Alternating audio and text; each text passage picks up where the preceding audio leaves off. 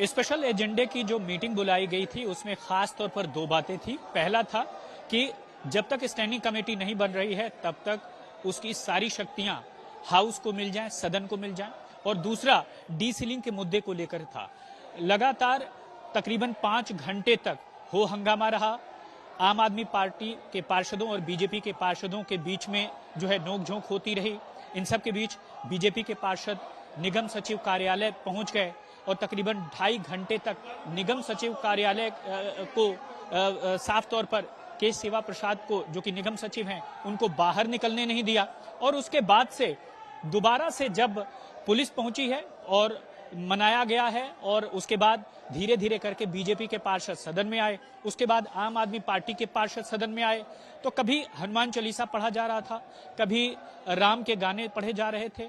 जो माहौल था अंदर का वो लगातार कभी मोदी के खिलाफ चल रहा था, कभी जो है केजरीवाल के खिलाफ नारे लगाए जा रहे थे। इन सब के बीच जब मेयर पहुंची हैं तो साफ तौर पर भीड़ बढ़ गई। दोनों पार्षद जो है मेयर और आयुक्त के आसन के आसपास खड़े थे। इस दौरान गुत्थम गुत्था भी हुआ। मेयर ने साफ तौर पर इस बात की जो काफी तौर पर क्रिटिसाइज भी उन्होंने किया और उसके बाद से उन्होंने ये कहा कि एजेंडा पास हो गया। यानी अब जो है 5 करोड़ से ऊपर का जो भी फैसला लेना होगा, चाहे वो लैंडफिल साइट को खत्म करने के लिए जो है ट्रॉमिल मशीनें लगाई जाने के लिए टेंडर करना हो, वो सब कुछ सदन से हुआ करेगा। क्योंकि स्टैंडिंग कमेटी का मसला, जो कि पावरफुल कमेटी है, वो अभी भी सुप्रीम कोर्ट में लंबित है। फैसला सुरक्षित है, अभी बाहर नहीं आया है। दूसरी तरफ बीजेपी का यह कहना है कि दरअसल ये सब कुछ असंवैधानिक हुआ है। वो हाउस जो बैठा नहीं, जिस हाउस में निगम सचिव नहीं मौजूद थे, वहां के आसपास के जो तमाम अधिकारी थे वो नहीं मौजूद थे, तो आखिर अचानक से ये कैसे फैसला हो गया। उन्होंने खासकर मैं कोट करूंगा नेता विपक्ष एमसीडी के राजा इकबाल को, और उन्होंने कहा है कि ये पूरे मसले में वह साफ तौर पर विरोध करेंगे। लेकिन आम आदमी पार्टी का यह कहना है यह एक अप्रत्याशित तरह का फैसला है। अब दिल्ली के विकास का कोई काम नहीं रुकेगा, चाहे सड़कों की मैकेनिकल स्वीपिंग हो और चाहे जो ऐसी चीजें कि आम तौर पर उसके लिए स्टैंडिंग कमेटी में जरूरी होती है उस चीज को रखना, तो साफ तौर पर ऐसी चीजें अब नहीं होंगी। अब दिल्ली का विकास रुकेगा नहीं। लेकिन जिस तरह की स्थिति आज सदन में देखने को मिली है, आने वाले दिनों में कुछ ऐसी गुत्थम गुत्था और कुछ ऐसी कह सकते हैं कि आपस की नोकझोंक वो और ज्यादा दिखाई देगी। क्योंकि बीजेपी इस पूरे मामले को और अलग फलक तक ले जाएगी ताकि वह ये बता सके कि आखिरकार इस पूरे मसले में क्या कुछ हुआ और कैसे हुआ। देखिए, 2 प्रस्ताव थे आज। एक, जब तक स्थायी कमेटी नहीं बनती तब तक सदन को ये पावर दी जाए कि वो सारे फैसले ले सके।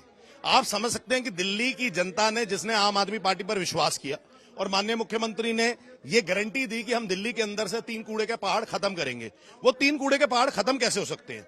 आप ये सोचिए एक बारी, अगर कमिश्नर के पास सिर्फ इतनी सी पावर है एमसीडी के अंदर, वो 5 करोड़ से ज्यादा का बजट दे ही नहीं सकते, तो ये सारे बजट तो बड़े बड़े हैं, प्रोजेक्ट बड़े बड़े हैं। तो दिल्ली के अंदर जो एक कूड़े की लैंडफिल्स है, इनका प्रोजेक्ट। दूसरा, दिल्ली के अंदर जो अपना सड़कें साफ होनी है, मैकेनिकल जो सफाई चलनी है, उसका प्रोजेक्ट।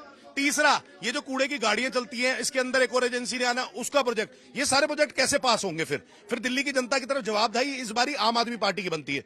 तो ये पावर आज सदन को दी गई है कि स्थायी कमेटी जब तक नहीं फॉर्म होती तब तक ये सदन फैसले ले सकता है और इन सारे प्रोजेक्ट्स को दिल्ली की जनता की बेहतराई के लिए पास कर सकता है। वहाँ पर म्यूनिसिपल सेक्रेटरी था ही नहीं, डिपार्टमेंट का कोई हेड ऑफ डिपार्टमेंट था नहीं, कमिश्नर साहब थे नहीं, हाउस चालू हुआ नहीं। हमें तो ये समझ नहीं आती ये कैसे झूठे लोग हैं, कैसे जब एजेंडा ही नहीं रखा तो एजेंडा पास कैसे हो गया। लेकिन उनका कहना है कि जो जिस मांग को वो कर रहे थे और जिस मांग को लेकर पूरे दिन विरोध भी चल रहा था, वो आखिरकार पारित हो गए हैं दोनों ही एजेंडे। ये कोई लाला की हट्टी नहीं है कि अपने आप घर बैठे पास हो गया। जैसे हमारे म्यूनिसिपल सेक्रेटरी ही नहीं आए, कोई गवर्नमेंट ऑफिशियल ही नहीं है, हाउस शुरू ही नहीं हुआ, तो ये पारिश किसने कर लिया? ये सरासर झूठ बोलते हैं। आज जनता देख रही है, सारा मीडिया देख रहा है, झूठ के कोई पांव नहीं होते। अगला कदम बीजेपी का क्या रहने वाला है इस पूरे घटनाक्रम को लेकर? भारतीय जनता पार्टी सच पे खड़ी है। हम कहीं भी डीएमसी एक्ट का वायलेशन नहीं होने देंगे।